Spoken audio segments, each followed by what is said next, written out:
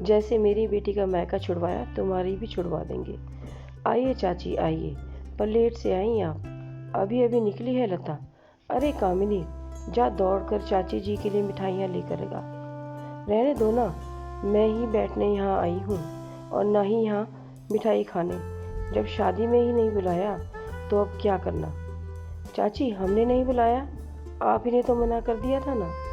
आप तो बुजुर्ग हैं, समझदार हैं, हमारी दुविधा समझ सकती हैं ना। हमने भी किसी आशंका के डर से लाचार होकर ज़्यादा दबाव नहीं डाला। आखिर हम करते भी तो क्या करते। वो सब नहीं जानती मैं, आना तो नहीं था, पर लता की शादी का बहुत अरमान था। मुझे उसके लिए ये साड़ी और पाजेब पहले से खरीद कर रखा था, वही देने आ गई। आपके तोहफे सर आंखों पर चाची, पर अंदर तो आइए। दरवाजे पर ही खड़ी रहेंगी क्या? मैं अंदर नहीं आऊँगी, बहुत दुखी हूँ मैं। देखना, जिस तरह उन लोगों ने मेरी बेटी का मायका छुड़वाया ना, तुम्हारी बेटी का भी छुड़वा देंगे। हाथ का पैकेट वहीं दरवाजे के पास रखते हुए वृद्धा बोली। चाची हमने तो सोचा था आप आशीर्वाद देने आई हैं, पर नहीं, आप तो लगता है श्राप देने आई हैं। अभी अभी तो मेरी बेटी विदा हुई है, आप ये सब बातें सुना रही हैं। चाची आपका दिल नहीं दुखा ये बोलने में? काजल दुखी हो उठी। तब तक चाची बाहर निकल चुकी थी। काजल अंदर आकर बिस्तर पर लेट गई। दरअसल लता की शादी उस वृद्धा के नवासे से हुई थी।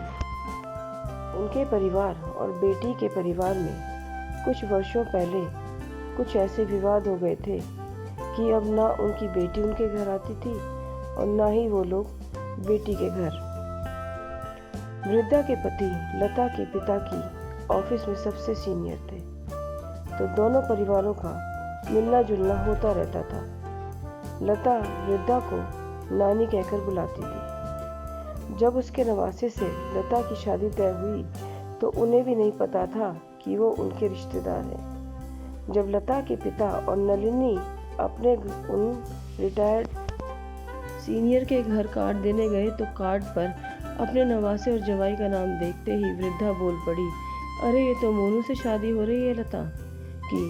फिर उन्होंने पूरी कहानी मालूम चली कि उनके संबंध पिछले कई सालों से टूटे हुए हैं। खुद उस वृद्धा ने कहा, हम लोग तो शादी में नहीं आएंगे, क्या पता माहौल न खराब हो जाए। विदाई से पहले आकर लता को आशीर्वाद देंगे। किसी अनहोनी के भय से डरकर नन्ही और सर्वेश ने भी ज़्यादा आग्रह नहीं किया। शादी का दूसरा ही दिन था जब लता विदा हुई और चाची ने आकर ये सब किया। विदाई के समय का अफसोस कि चाची लता से नहीं मिल पाई। खुशी में बदल गया चाची का ये अनदेखा भयावह रूप देखकर। घटना तो बीत गई, पर नलिनी के मन में घूम फिर कर वही बात आती रही।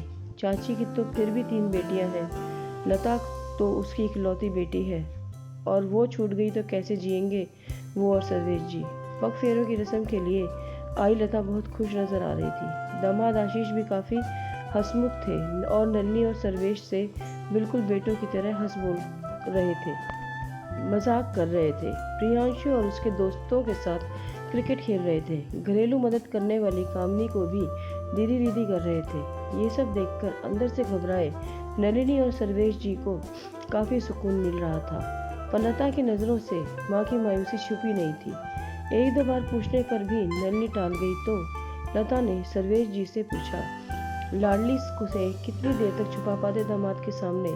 ही सारा वृतांत कह सुनाया। पूरी बात सुनकर जहाँ लता सकते में आ गई, वहीं आशीष बच्चों की तरह तालियां बजाकर हंस पड़ा और बोला, हे भगवान, मेरी नानी के ट्रैप में आप लोग आ ही गए, और इसका मतलब अभी तक नानी में कोई सुधार नहीं है, जबकि जस की तस है वो। अच्छा एक बात बताइए आप लोग, क्या सिर्फ ससुराल वालों के दबाव में आकर कोई बेटी अपना मायका छोड़ सकती है? छोड़ भी दे तो कभी ना कभी कहीं ना कहीं से संपर्क करेगी ही, पर मेरी मम्मी ने स्वेच्छा से अपना मायका छोड़ दिया। पता है क्यों? नानी की इसी तरह की बेमौके ऊट पटांग बातें बोल देने की वजह से, पक्षपात की वजह से हमारे मामा की शादी में नानी ने दोनों मौसियों के बच्चों को, जो एक एक ही हैं, को सामने से पूरा लड्डू थमाया और हम तीनों भाई बहनों को एक ही लड्डू 3 भागों में तोड़कर दिया। मैं छोटा था तो लड़ भी पड़ा था उनसे। ऐसी दुख पहुंचाने वाली अनगिनत छोटी छोटी हरकतें वो करती रहती थी मम्मी और पापा के साथ। पर माँ होने के नाते पापा और मम्मी ने फिर भी बहुत निभाने की कोशिश की। पर जब दीदी की शादी कहीं फिक्स नहीं हो रही थी तो नानी ने बजाय हमदर्दी और साथ देने के दीदी के सामने ही ये कह दिया, पता नहीं इसके नसीब में शादी है भी या नहीं, इसको छोड़ो, अब छोटी के लिए रिश्ता ढूंढो। जब देखो हम तीनों भाइयों बहनों को डीमोटिवेट करती रहती। मैं इंजीनियरिंग प्रतियोगिता परीक्षा की तैयारी करता था तो मुझे 10 उदाहरण बता देती कि जो पढ़ने में भी अच्छे थे, तैयारी भी बहुत करी, पर सफल ना हुए।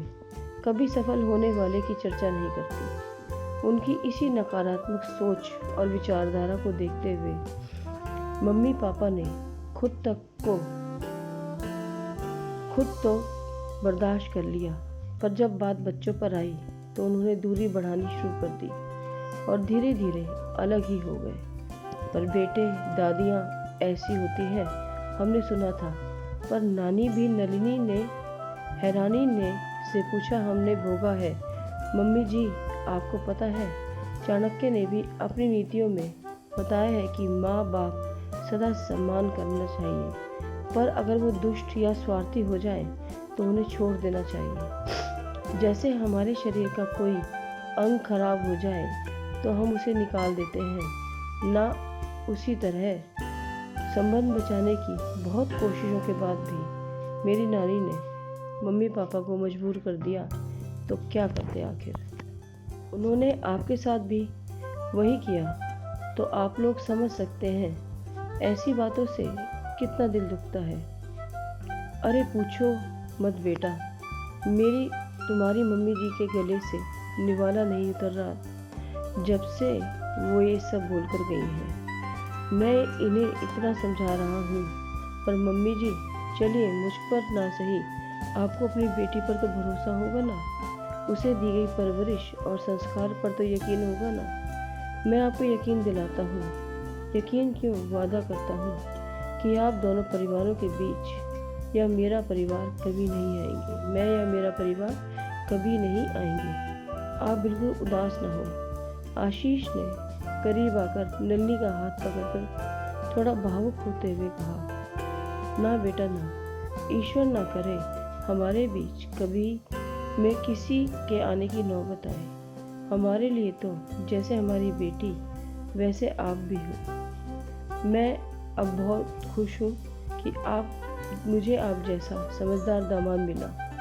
ना मेरी बच्ची ऐसी है, ना हम ही कि कल को ऐसा कुछ होगा, और मुझे पता है आप हो ना सब संभाल लोगे।